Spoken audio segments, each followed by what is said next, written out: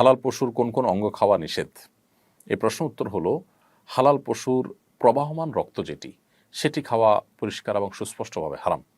কোরআনে কারিমে আল্লাহ রাব্বুল আলামিন হারামের যে তালিকা উল্লেখ করেছেন তার মধ্যে দামে মাসফুহ বা প্রবাহমান রক্তের কথা উল্লেখ করেছেন। এজন্য কোনো পশুর গোশত খাওয়া হালাল হলেও তার প্রবাহমান রক্ত পান করা হারাম।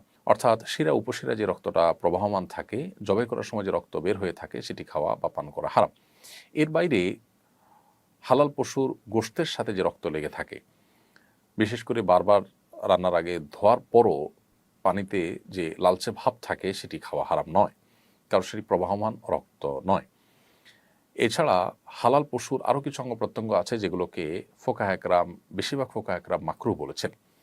তার মধ্যে থেকে মূত্রথলি আছে, তারপর গুপ্তাঙ্গ যৌনাঙ্গ আছে, পিত্তথলি আছে, এবং গোশত এবং চামড়ার মধ্যবর্তী যে মাংস গ্রন্থি আছে, টিউমারের মতো উৎস, সেটি। তো এগুলোকে ফোকাহ একরাম মাকরুহ বলেছেন, অন্ডকোষ খাওয়াকে মাকরুহ বলেছেন। এর আগে আমরা আমাদের এক প্রশ্নের উত্তরে খুব সংক্ষিপ্তভাবে উত্তর দিতে গিয়ে এটিকে জায়েজ বলেছি এবং বলেছি কারো রুচিতে কুলালে সে খেতে পারে। যদিও এক্ষেত্রে সংখ্যাগরিষ্ঠ ফোকাহ একরামের মত যেহেতু মাকরুহ, এজন্য আমাদের আগের সে বক্তব্যকে আমরা এক্সপান্স করছি এবং এটি সঠিক যে এটি মাকরুহ। যদিও আর বলে আমাদের কেউ কেউ এটাকে জায়েজ বলেছেন, কিন্তু নাজায়েজ বা মাকরুহ বলার পাল্লাটাই ভারী। তবে হারাম শুধুমাত্র ওই প্রবাহমান রক্তটাই, এর বাইরে এগুলোকে মাকরুহ তালিকাতে ফোকাহ একরাম উল্লেখ করেছেন।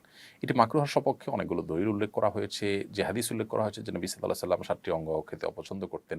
এ হাদিসের সনদ নিয়ে মুহাদ্দিসিনে ইকরামের যদিও আপত্তি আছে। আর এর বাইরে কোরআনে কারিমে আল্লাহ রাব্বুল আলামিন আমাদের জন্য খাবায়েস খাওয়াকে নিষেধ করেছেন।